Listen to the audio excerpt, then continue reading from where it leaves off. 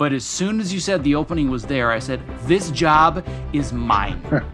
This is made for me. And then I remember watching at the time. I remember you binged. I remember you watched 3 everything. seasons twice. I watched all 3 seasons twice. And as you know, when I came in, I became the Rain Man of Burn Notice. You or Eric or Alfredo would say, hey, what was that one episode where, this character does this? Oh, that's, episode 311, end of act 3, four shots before the cut to black.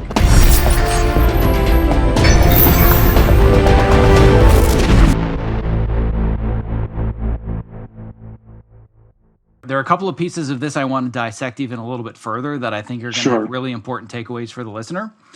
The way that I saw it from my perspective in the story that I've told, you played it really close to the vest because I had no idea you were already looking for somebody so early and that you were kind of quasi interviewing me behind the scenes. Because when I had reached out, we just set up a lunch and you said you wanted to see the setup and I gave you a quick tour of the house that I had rented and built out into a post facility and we just chatted. I wasn't trying to pitch myself. I wasn't saying, hey, I hear you have an opening. I want the job. I just wanted to learn. I was just seeking advice to understand how does the machine work? How do you break into TV? What are they looking for? So it was more understanding your story rather than, hey, I'm here. I want to pitch myself. At least that's how I remember it. Maybe I'm wrong, but I don't remember pitching myself.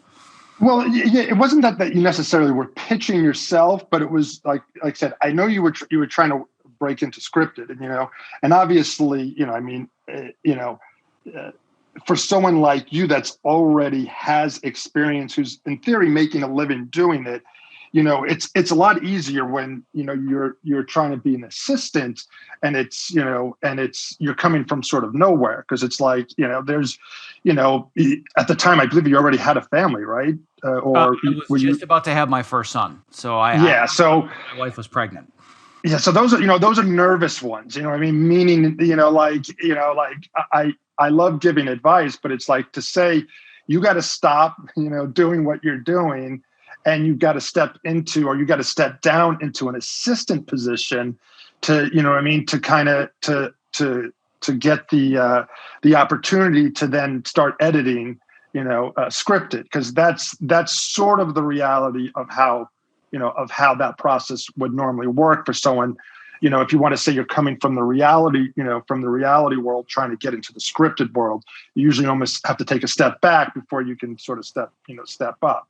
So, for someone like you, I saw the immense talent in terms of the material that you sent me. And like I said, at the end of the day, it really was the perfect timing because the reality is if we weren't looking for someone, and I don't remember, was it right away that we ended up hiring? No, this is the other part that I didn't even cover until just now. When we originally met, I had no idea there were any opportunities. I wasn't pitching myself. I just wanted to learn what does it look like. I do remember, and I do remember not telling you. Like in the back of my head, you didn't tell me anything. I knew. Yeah, I do remember, like, because I didn't want to get you like excited in a way that it was one of those. I wanted to have a conversation. I really, I wanted to look at the material, and so it wasn't just like, oh, I'm gonna make this happen. It was, let me just make sure this guy is sort of okay. Yeah. So the timeline from my perspective, we had lunch. At the end of the lunch, I do remember handing you the DVD very politely, very sheepishly. Hey, if you wouldn't mind, this web series had just finished. If you'd look at the first couple of episodes, and as a web series, it was like 15 minutes worth total between two episodes. Yeah. You said you'd look at it. And like a week or two later, you called me and you're like, dude, what is this thing? Like, this is awesome. Like, this is a really, really cool show. And you wanted to know more about the show specifically, but that was it. So I talked a little bit more about the show, the workflow, how I got the job. And then I will never forget this. It's one of my most distinct LA memories. I was getting gas at the 76 station at the corner of Sepulveda. I don't remember the name of the street, but it's right next to the 405. And you called. And you're like, hey, I just wanted to let you know that I'm going to be going on to a pilot for Matt Nix. We're going to need somebody to fill my spot for one episode. So I didn't even know until today that it was for half the season. You said, we need to fill in for one episode. And I want to see if I can get you an interview. And you really downplayed it. Like, listen, you don't really have the credits. I want to give you the opportunity to meet with them. But we've got a lot of other people to meet. And I think that afterwards, Alfredo had said they met with guys that worked on 24 and Heroes and all these other big shows. But as soon as you said the opening was there, I said, this job is mine. This is made for me. And then I remember watching at the time. I remember you binged. I remember you watched 3 everything. seasons twice. I watched all 3 seasons twice. And as you know, when I came in, I became the Rain Man of Burn Notice. You or Eric or Alfredo would say, hey, what was that one episode where, this character does this? Oh, that's, episode 311, end of act 3, four shots before the cut to black. Right? I remembered everything. But I remember going in really thinking that you downplayed it. And then I definitely downplayed it. That would be me for sure. Is definitely just downplaying it. This way, if it worked out, fantastic.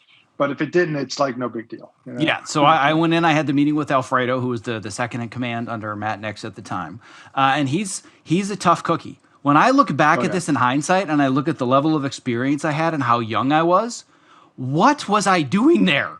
Like, I'm now coaching people that were my age when I got the job on Burn Notice, and they look like kids. I'm like, I know. That was me. Like, what? How in the world did that come together? But the story that Matt Nix told me was similar to what you said, where you handed them the DVD reel, and they put it in, and I think it was him and Jason. They looked at each other after like 15 or 20 seconds. They're like, hired? Hired. Good.